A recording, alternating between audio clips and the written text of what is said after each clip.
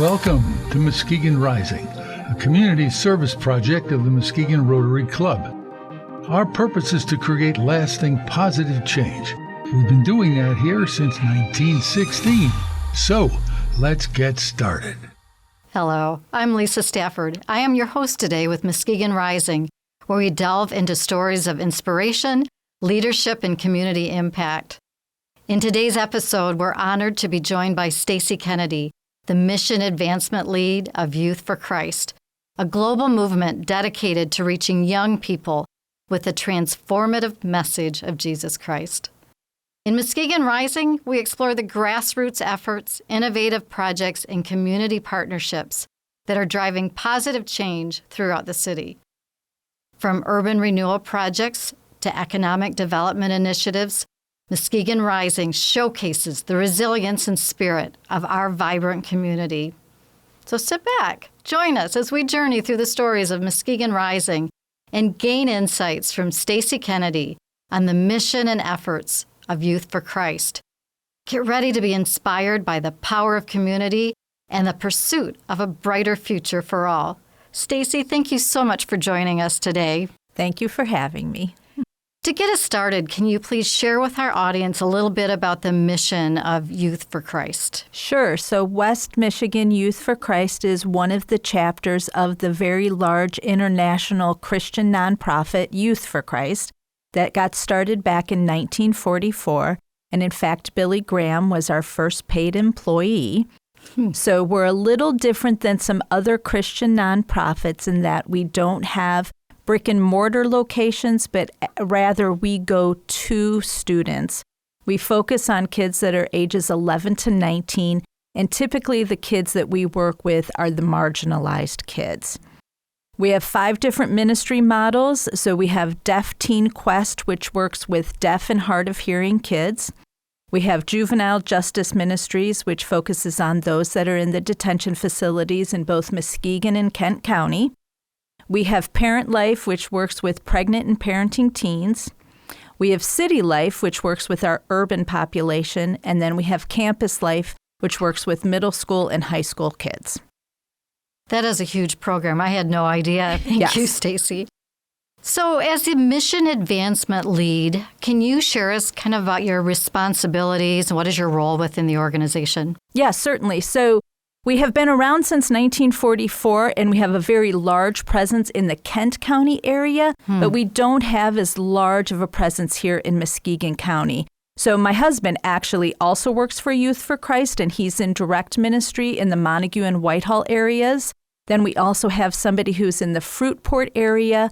We have people in the detention facilities in Muskegon County, like I had mentioned, and then we also have in Muskegon proper our City Life going. But there's a lot of pockets within Muskegon County that we yet have not served this population. So we are looking to grow in those ways. Stacey, what inspired you to kind of join that organization and just to get involved with mission advancement overall? Yeah, that's a great question. So when my husband felt called into ministry 8 years ago, I became his big volunteer. So if my husband's doing it, then I'm doing it. So my husband is Ian. He quit his job of 17 years that he was in sales, felt called to move into this role. And so then I also became involved with it. And we work with very underserved and under-resourced kids. And I just fell in love with these kids. These are the kids that kind of fall through the cracks. And so when there was an opportunity to get involved in a paid position, I applied immediately, and luckily they said, okay, come on board. So here I am, and I've been here for about a year in this role. Awesome. Well, you talked a little bit about the initiatives. Maybe give some more highlight to these initiatives and some of the projects that you're working on. Yes, excellent question. So specifically in Montague and Whitehall, we work with those kids that are really struggling in a variety of ways, those kids that deal with a lot of trauma. So our weekly programming is we have large gatherings. So that happens on Mondays after school, where we get the kids directly after school and we meet at a local facility. We always feed our students, And then we always have games, and then we always have a message that is relevant to their lives. That is the typical model for a campus life program. Detention facilities look different because they're right in the facility. So there's always folks that are going in on Saturdays to work with students there, and then also other times of the week. City life is more of a neighborhood approach, so that's very much community focused, so working with a lot of partners and linking arms that way, doing those sorts of things. But beyond just weekly things, it's a lot of small groups and, taking kids out for pizza and working on homework issues, driving them to appointments, simple things like that. And then, of course, we have summer things that are going on. We have camp.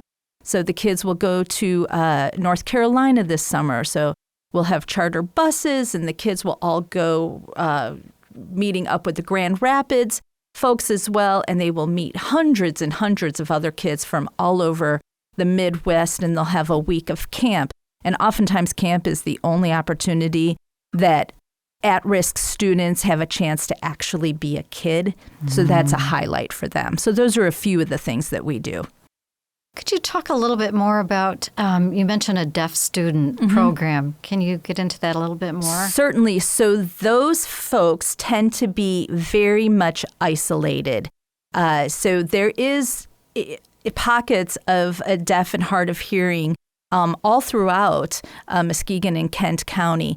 So our person who runs that program is indeed deaf herself, and everybody who is involved in that program is very fluent in sign language.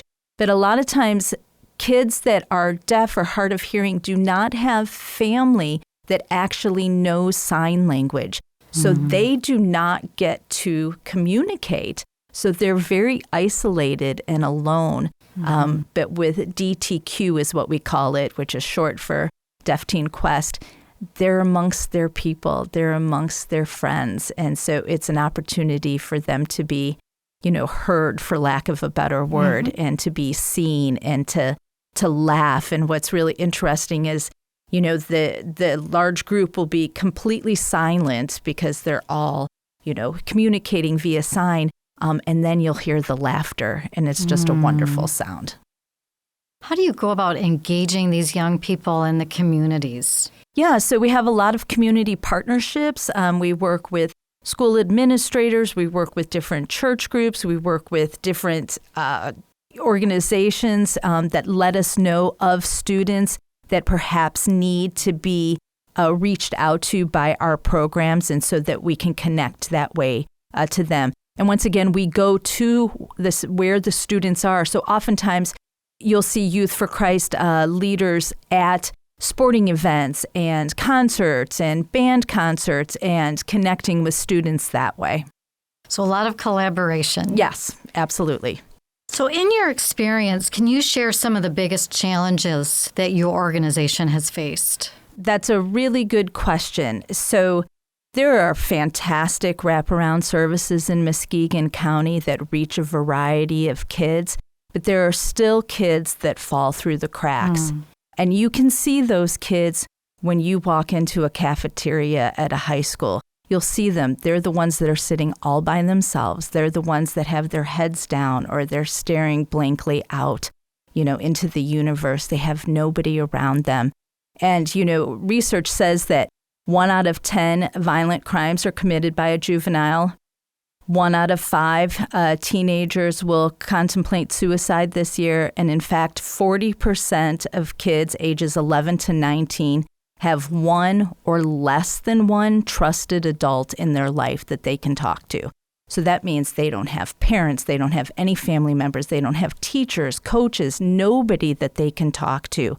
So those are the challenges, and we need more. We need more people to come alongside these kids. We need ministry mentors that will walk alongside these kids. And we need people that will stick. We don't need folks that will just come into their lives for a minute and then leave. They have enough of that. That's what they've had their whole lives. They need people that they can trust and that will stay with them during these pivotal moments. They need people that will walk alongside them when they really goof things up and mentor them through those difficult times. And then they need people, those same people, that will be there and cheer for them when they do it right. Be there to help them blow out the candles for their 16th birthday, or be there to help them dream about a future. Like, what does that look like? How do I get the grades to go to college or tech school and then get out of that mud puddle that they've been living in of generational poverty and lack of education and ignorance so that they have a future? That's what we need. We need more folks that will come alongside these kids. Can you share some of the success stories that you've seen? Yeah. I'm sure there's quite a few. Yeah, so it's been fun. I mean, for the last 8 years, once again, I'll reference my husband just because I'm closest with him and his stories and my kids, meaning our ministry kids. We had a student who, she was in a very difficult home life. And so she, little by little, removed some of the items from her home and stored those so that when she turned 17, she was legally allowed to leave that home. So we worked with CPS, found her a safe place to land, and then also worked with the school and Ferris so that we could get her to Ferris, where she received many scholarships, and very bright person, and was able to go on and pursue a college degree. That fills my heart. Yes, me too. So anybody in our listening audience that is hearing the story and maybe they're passionate about helping the youth, how do they go about becoming part of your program? Yeah, so you can absolutely reach out to me if you're looking for contact information. Is that what you would like to get? That would be great. So I'm Stacey Kennedy, so you can reach out to me. My phone number is 231-769-0237. If you want to learn more about our ministry as a whole, because we do work with the whole student, we're not just concerned about, their spiritual lives, but, their physical, mental, emotional, all of it. That's what we care about. We have our annual fundraising event coming up, which is at Maranatha on Tuesday, April 30th from 6:30 to 8 p.m., and that is a free event. So please get in contact with me. And that would be a great opportunity just to learn more about us. Well, I love that idea of collaboration and certainly can use more and more. And I imagine even after COVID and there was so many things going on with our youth that you probably saw an even greater need. Oh, yes, absolutely.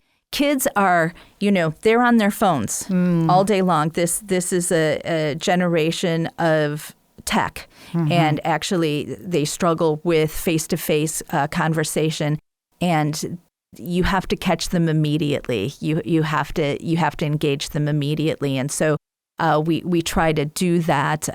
We get educated a lot about this Generation Z, and then Generation Alpha is coming up next, and just how to reach those students in the language that they understand. Do you give training to anybody that wants to volunteer and walk alongside of you? Oh, absolutely. So it is rigorous, to be honest with you. We don't just let anyone who has a heart for students come alongside them, but they need to get a background check and all sorts of hoops that they have to jump through. And then they also have to do a variety of different trainings with us as well. All right, so people can walk alongside, collaborate, come to your dinner, maybe write a check to support some of your big expenses you have, I'm guessing? Yes, absolutely. So, we are a nonprofit. We're a 501c3, so everything that we do is based on donations from individuals and businesses and the like, but most of our funding comes from individuals who care about the work that we're doing. So we love to partner with people because those that are in direct ministry with students and, actually on staff with Youth for Christ, that's part of it. But we need those other folks who are able and feel passionate about this ministry to write those checks as well, because they're also in ministry with us. They're just doing that part. It all counts. It's all necessary. Stacey, what kind of advice would you give to our young people today that might be facing some challenges and Or they're just looking for some guidance in their life? Yeah, that's an interesting question, too. So I understand our at-risk kids because I was a kid that came from trauma. I was a kid that had a very violent childhood with a dad who beat my mom for my entire childhood in front of my sister and so I understand what it feels like to be stuck and to feel like they have no control and they're never going to get out of this. And it's not true. There is hope and there is a future and there are opportunities for them, and they need to realize that their past is not what defines their future. So I would tell them to look forward, look ahead. There's a bright future out there. The Lord wants so much for each and every one of us, them included. Your past does not define your future. No, absolutely not. Thank you, Stacey. And thank you so much for this message of hope today. It has meant a lot. And as we bring this conversation to a close, I am left inspired by the overwhelming impact this organization has on empowering and nurturing the potential of our youth. Today, we've heard from Stacey how the transformative power of faith can shape the lives of our young people. Let's carry forward the compassion and commitment as we continue to support and uplift the next generation. To you, our listeners, may you find inspiration in their journey and join hands in creating a brighter tomorrow for our youth. Thank you for being with us today.